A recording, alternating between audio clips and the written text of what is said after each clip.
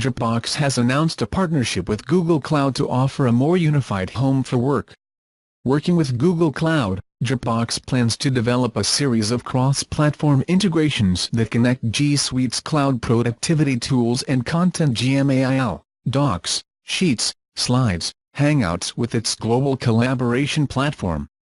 These integrations will be available to all Dropbox users.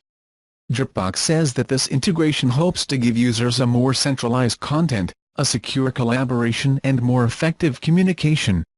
As a result of the integrations, users will be able to create, open and edit Google Docs, spreadsheets and presentations that live on Dropbox. From Dropbox, users will have the option to open and edit compatible files directly in Documents, Sheets and Google Slides. In addition, Dropbox Business administrators will be able to manage files from Google Docs, spreadsheets and presentations just like any other content that lives on Dropbox.